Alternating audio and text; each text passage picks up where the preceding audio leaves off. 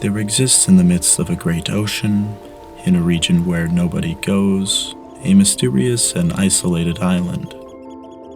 The island is planted with monstrous great statues, the work of I don't know what race, today degenerate or vanished. Its great remains an enigma. Jacob Roggeveen was the first Westerner to set his eyes on Rapa Nui, or by its Western name, Easter Island. By his time, the natives were no longer making these great statues, and their population seemed too low to accomplish such a feat. Nearly 1,000 of these massive statues dot the island. Many of them weigh well over 10 metric tons, while the largest ever erected was nearly 30 feet tall and weighed 86 metric tons. The Europeans stumbled across a society that had long been isolated from the outside world. They traveled thousands of miles across the open ocean to reach their promised land. They transformed the island into an unrecognizable state. In their seclusion, they developed art and culture that continues to capture the human imagination centuries later. Easter Island is one of the world's most isolated islands. The closest inhabited islands are well over 1,000 miles away. The nearest continent is over 2,000 miles away. The island is 15 miles long and over 7 miles wide at its widest. It has a total area of 63 square miles. The island has a maximum elevation of 1,660 feet and is dotted with craters from volcanic eruptions. The island was forged by these volcanoes, but they haven't been active for well over 1,000 years. 3 of these craters have freshwater lakes, though there are no permanent streams or rivers on the island. The island is thought to have been covered in a dense forest before humans arrived. Various unique species of trees and shrubs have since faded into extinction. Now, the island is primarily dominated by grasses. There are no native mammals or terrestrial reptiles on the island. All are thought to have been introduced purposefully or accidentally. Long ago, 6 unique species of flightless birds inhabited Rapa Nui. 2 parrots, 2 rails, 1 owl, and 1 heron. They are all thought to have gone extinct shortly after the initial arrival of humans. Easter Island was only settled by the Rapa Nui quite recently, historically speaking. Estimated dates of initial settlement of the island have ranged between 300 to 1200 CE. The best current estimate is between the 10th and 12th centuries CE. Recent carbon dating evidence suggests that Hawaii was settled around this time as well. Interestingly, oral tradition has preserved details about the settlement of the island, though no unified account exists. It is said that the island was first settled by a 2-canoe expedition originating from Marai Rengim, also known as the Cook Islands. These islands are over 3,000 miles from Easter Island, a substantial journey to say the least, though linguistic evidence suggests that they originate from the Gambier Islands or the Marquesas Islands, both less than 2,000 miles away. It is possible that they descend from a group of Polynesians that colonized South America. This has been suggested due to the fact that other Polynesians possessed and grew sweet potatoes. However, recent studies on the genetics of sweet potatoes have suggested that they have been present on Polynesian islands for tens of thousands of years before people were. This doesn't rule out that the Rapa Nui didn't come from South America, but no evidence seems to support this at this time. The linguistic evidence supports the idea that they originate from the Gambier or Marquesas Islands. A voyage with reconstructed Polynesian boats was able to reach Easter Island from the Gambier Islands in only 19 days. It is incredible how proficient their seafaring technology really was. Oral tradition states that the original voyage was led by Chief Hotu Matua. After the island was first scouted, it was deemed a suitable place to live. Chief Hotu had already lost 3 battles against the neighboring chief and decided to flee to the island. The colonists first landed on Anakina, a sandy beach that would have been suitable for landing upon. It is thought that less than 100 people colonized the island. They quickly established multiple villages. The new immigrants brought with them various edible plants and animals. They grew yams, sweet potatoes, bananas, and farmed rats and chickens. The native landbirds may have been hunted, but habitat loss and predation of their young by rats was detrimental to their populations. The island is not surrounded by shallow waters or coral reefs, and in turn is not suitable for fishing. The Rapa Nui would have had to venture offshore to search for fish. Here they caught dolphin and tuna as their main form of protein. The Rapa Nui people lived in long rectangular houses. Basalt blocks with post holes drilled into them served as the foundations, while flexible sticks were put into the holes and tied together at the top. To some extent, they resembled flipped-over canoes. Canoes had a special significance in Rapa Nui culture, and the first inhabitants on the island may have lived under their overturned canoes. Sometime throughout the Rapa Nui's history, they developed their own unique form of writing or proto-writing called Rongorongo. Rongorongo has never been deciphered, and only 24 wooden artifacts preserve its existence. Some petroglyphs may also represent the writing.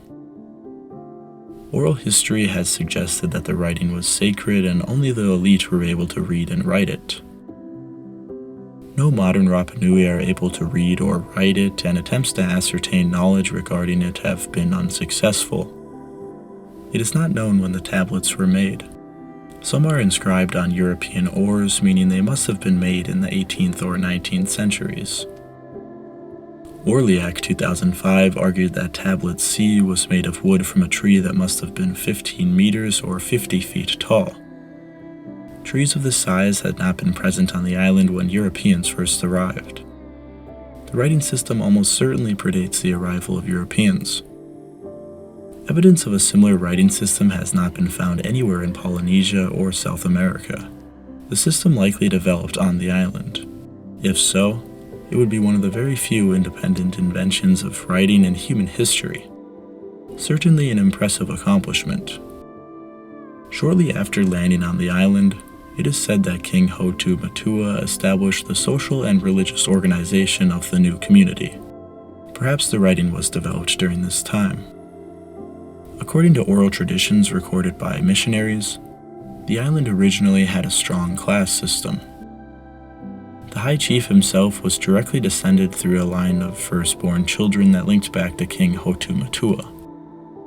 As in all of Polynesia, worshipping ancestors was very important to the Rapa Nui. They believed that important people, such as the leader, has mana or spiritual energy that continued to exist after death. This mana could influence everything from crop yields to natural disasters. Perhaps to attract good mana, the Rapa Nui created massive statues called Moai. The exact purpose of these statues is not entirely known, but it is thought that they are related to ancestor worship and the belief in mana. The first Moai were constructed shortly after the Rapa Nui arrived on the island. It is thought that when a tribe's leader or important figure died, a sculpture was ordered to be made for them. Oral history says that the Moai were built by a class of skilled workers. These workers are thought to have been of high status. The vast majority of these sculptures were carved from an extinct volcano at the quarry of Rano Raraku. The rock used to make these statues was primarily volcanic tuff, a sedimentary rock made from volcanic ash. There is no mystery regarding how these statues were carved. Dozens of stone picks have been found at the site that are able to work the relatively soft material.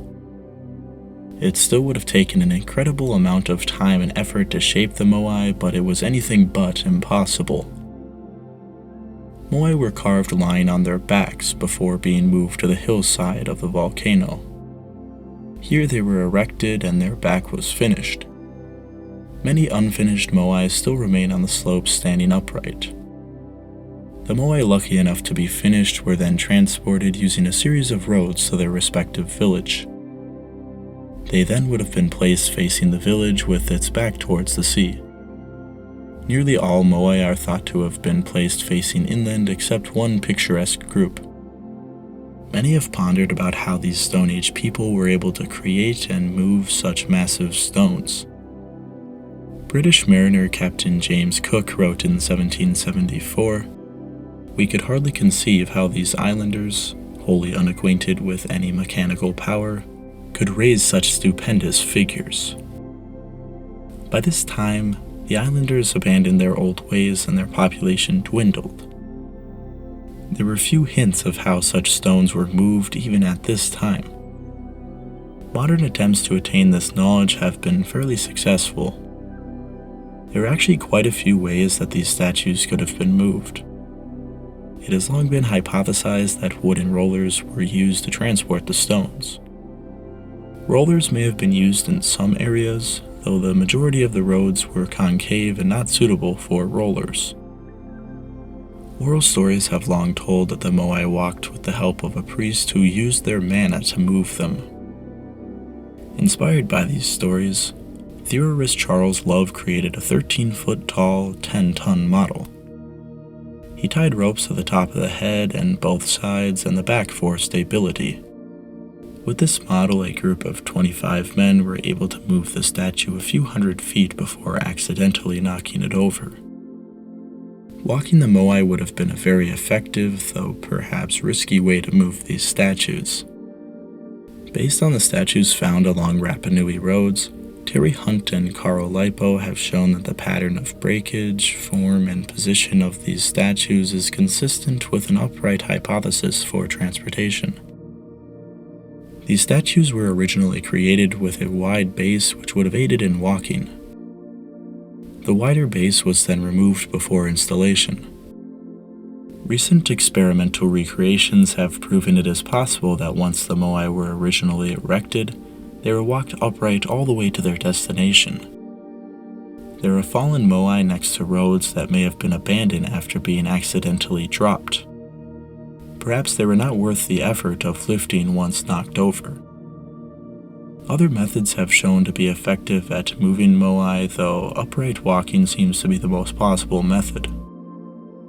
Over 900 moai were made and transported. The Rapa Nui were undoubtedly very skilled at moving them. The earliest moai were quite small, only standing around the height of a person, but as time went on, moai got bigger and bigger. This was likely due to the competition between chiefs and their respective villages. The average height of a moai is about 4 meters or 13 feet and weighs around 12.5 metric tons. As little as 20 to 30 people could have moved the average moai. Larger examples would have been harder to move. The tallest moai erected was nearly 10 meters or 33 feet tall and weighed 82 metric tons. The heaviest moai was slightly shorter but wider and weighed 86 metric tons.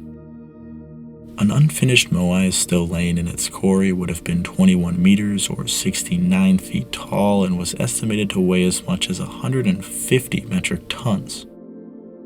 Perhaps an exceedingly ambitious chief came to the realization that such a statue would have been far too hard to move. Using the walking method, a moai of any weight could have been hypothetically moved with enough people. Considering the island had as many as 15,000 people at one point, and many of them would have spent decades creating and moving these statues, it is not very mysterious that these people were able to create and move these stones. It is rather an amazing testament to the capability and ingenuity of Stone Age people. There is no reason to posit any theories such as advanced technology or interaction with an advanced civilization. Anyways, the moai are relatively uniform in design but evolve throughout time. Moai have large heads with stylized facial features and a torso with arms. Many famous pictures of the moai just show their heads or shoulders with the rest of their body buried. This has gave way to a plethora of amazing clickbait YouTube thumbnails. The reason that many of them are buried is because the Rapa Nui eventually abandoned the tradition and toppled over many Moai. Landslides have since covered many Moai entirely, while others just have their heads above the ground. Moai were intended to be placed upon platforms called ahu, in which their bodies would be fully displayed. The Moai were then finished with coral eyes and had either obsidian or red scoria pupils. Once the eyes were added, it is believed that the statues gained power. More recent Moai had pakau placed on their heads, which represented the top knots of chieftains. Local tradition has claimed that mana is stored in the hair. These pakau were made of red scoria, a light stone, though it still would have been a challenge to place them upon the Moai. Some statues had carvings present on them, though since they are made of a soft material, small details often erode quickly. Most Moai that are still standing are actually quite weathered. These carvings are most noticeable in buried examples. Some have suggested that these carvings link the Rapa Nui to other ancient societies from around the world, but in reality the opposite is true. The markings present culturally link the Rapa Nui to other Polynesians, and obviously DNA evidence has conclusively proven this. At least some Moai were painted, though over the past few hundred years this paint has worn off. An example in the British Museum preserves traces of red and white pigments.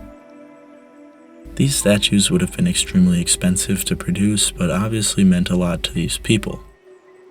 It is quite clear through the progression of these statues that they served as a form of competition between neighboring chiefs and villages. Besides the Moai, the Rapa Nui also made similarly impressive stone buildings. Moai were intended to stand upon platforms called ahu. These platforms were often made crudely, but others are quite refined. The ahu vinapu was one of the larger ahu made and contains carefully fitted slabs of basalt. This structure is a testament to the capability of these people. It also has caused many to speculate that the Rapa Nui were inspired by Incan architecture. This idea actually has some merit to it. Though South America is 2,300 miles from the island, we know that Polynesian sailors had the ability to sail this far. Genetic studies on the Rapa Nui have found mixed conclusions regarding contact with Native Americans. One study looked at 5 skeletons from the pre-contact Rapa Nui culture and found no genetic traces of Native American ancestry. They do admit that it is possible that these skeletons are not necessarily indicative of the entire pre-contact population. Another study found relatively weak genetic connections between the two populations. But this is exactly what we might expect, considering only small groups of people would have come into contact with each other.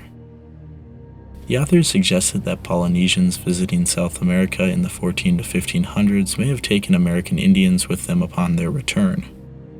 It remains unknown if the Rapa Nui ever contacted South American people, though it is certainly possible. Their stone artwork at Ahu Vinapu has some similarities with Incan architecture, though it may be a stretch to say that they must be related. The only similarities that the stones have with the Incan ones is that they are large and close-fitting. This criteria is not compelling enough to form a strong connection. And that goes for a lot of weak connections people apply to ancient cultures. Just because they have similar elements does not mean they have to be related. The YouTube channel called World of Antiquity has a great video that covers this phenomenon. Anyways, between the 14th and 15th centuries, the population on the island reached an all-time high. It is estimated as much as 15,000 people lived there.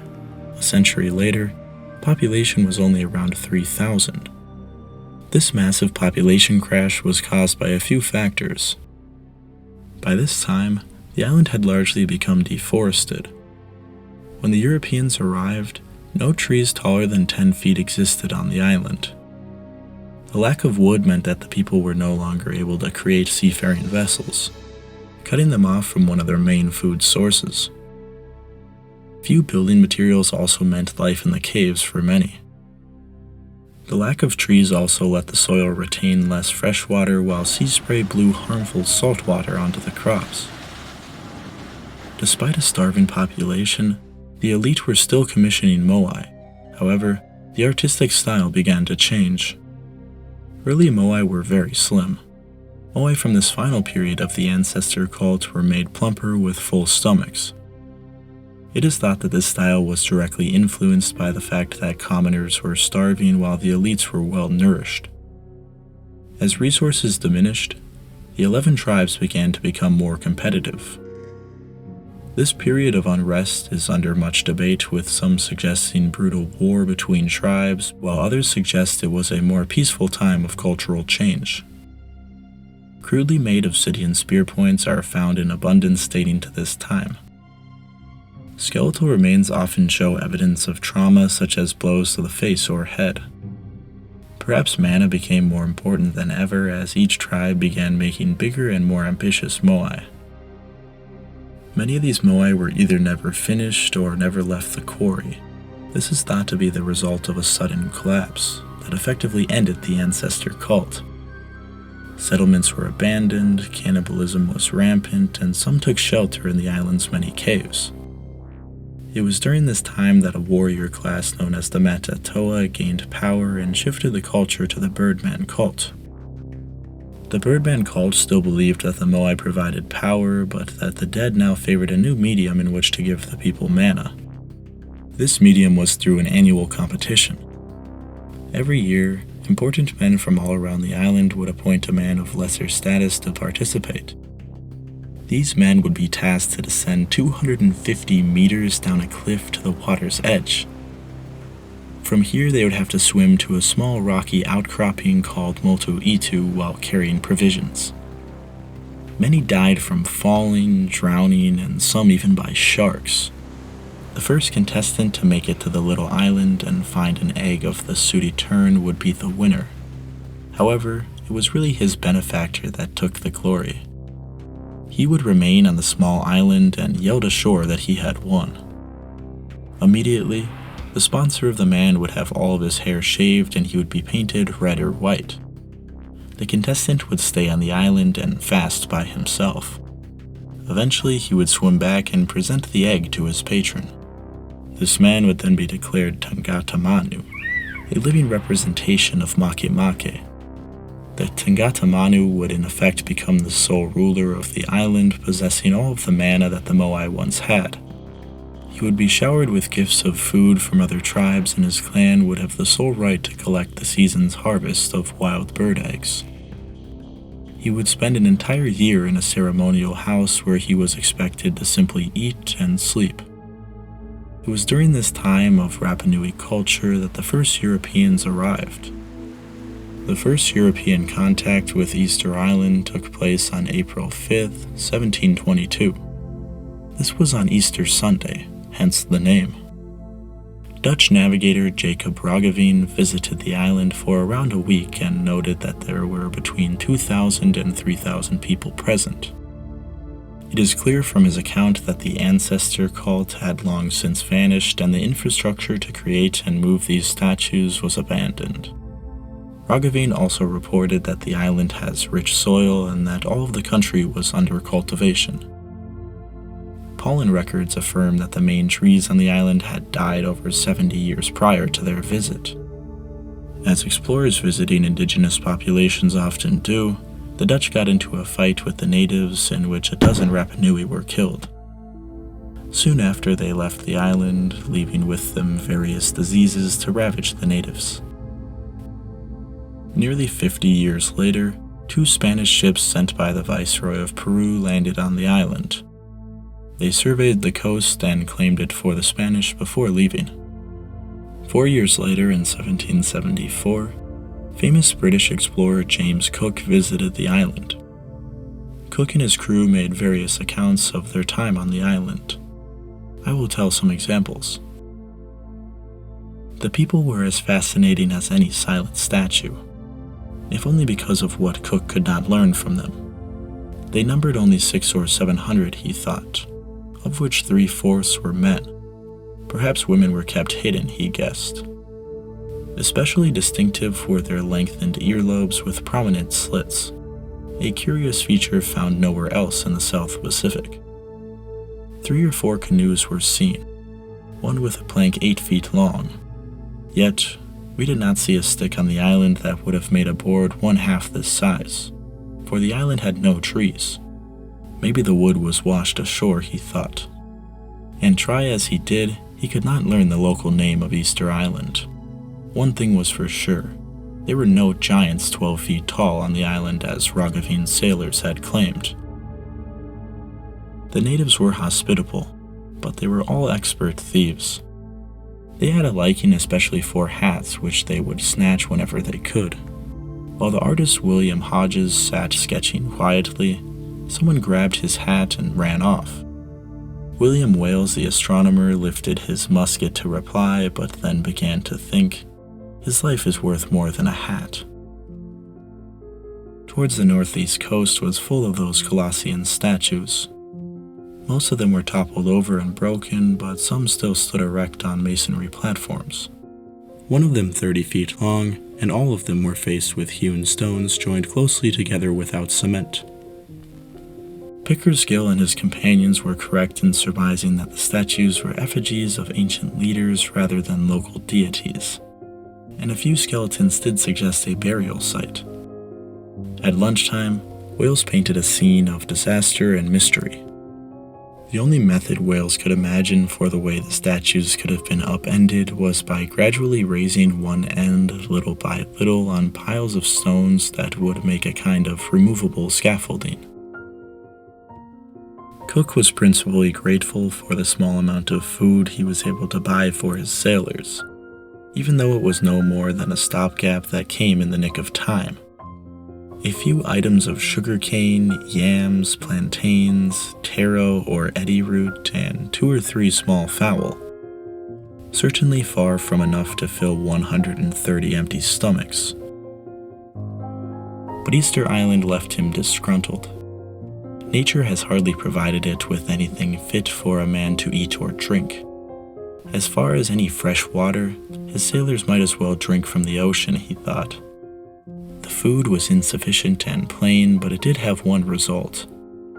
His sailors again relished their salt beef and pork, for which they had lost their appetite.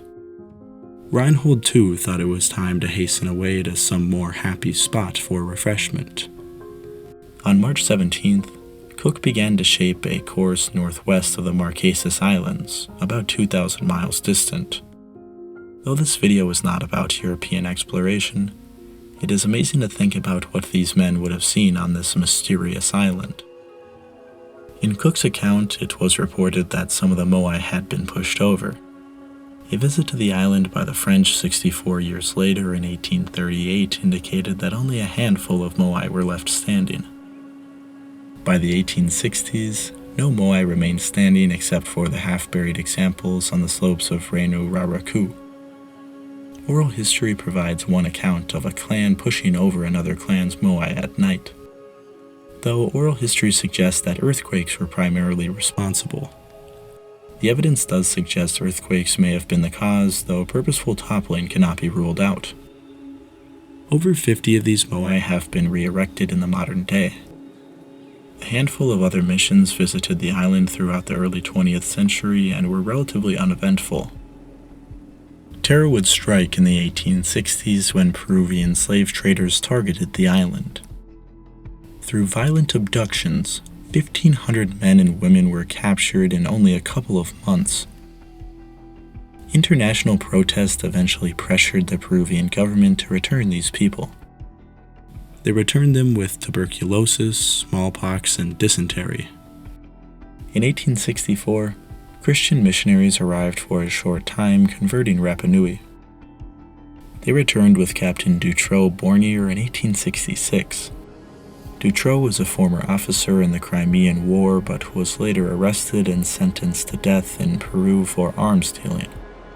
Luckily, the French consul intervened and freed him. Dutroux came to the island a second time in 1867 to recruit laborers, and when he returned in 1868, he burned his boat to permanently stay on the island.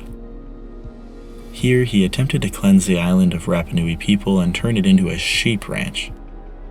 He married a Rapa Nui woman and appointed her as the queen. He then recruited Rapa Nui to abandon their Christian faith and to return to their previous beliefs. With rifles and a cannon, him and his allies controlled the island for several years. Missionaries realized what was going on and evacuated 275 Rapa Nui from the island, only leaving behind 230. Dutroux was eventually murdered in 1876, reportedly over an argument over a dress, but he was also kidnapping teenage girls. Dutroux kind of reminds me of Colonel Kurtz from Apocalypse Now. When it was all said and done, there were only 111 Rapa Nui present on the island. Later, in 1878, Alexander Salmon Jr. arrived on the island. He was the brother of the Queen of Tahiti, as well as the son of an English adventurer. He helped the island produce and trade wool as well as Rapa Nui artwork. In 1888, the island was annexed by Chile under an agreement with the Rapa Nui people. The Rapa Nui still numbered quite small and were confined to the settlement of Rongorongo. The rest of the island was still privately owned agricultural land. Up to 70,000 sheep roam the island under the control of Williamson, Balfour, and Co. The Rapa Nui were only able to visit the countryside or Moai with special permission by the company. After constant native uprisings and the invention of synthetic wool, the company decided not to renew their land contract which they were leasing. Finally, in the 1960s, most of the land was reopened to the growing number of Rapa Nui people. In 1966, the Rapa Nui were given Chilean citizenship.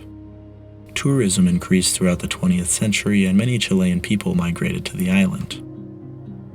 In the modern day, nearly 8,000 people live on the island, with half of them being of Rapa Nui ancestry. The language is not spoken widely on the island, with mostly elders being fluent. The Chilean government has attempted to manage the island respectfully and to preserve their language and culture. However, many Rapa Nui are upset with the fact that they still don't own much of the land, among other things. Protests against the Chilean government are common, and many of the Rapa Nui want to be entirely independent from them. The Rapa Nui also call for the return of various artifacts, including 12 Moai, which are held at various museums around the world. Rapa Nui is an incredible island with a rich and mysterious history.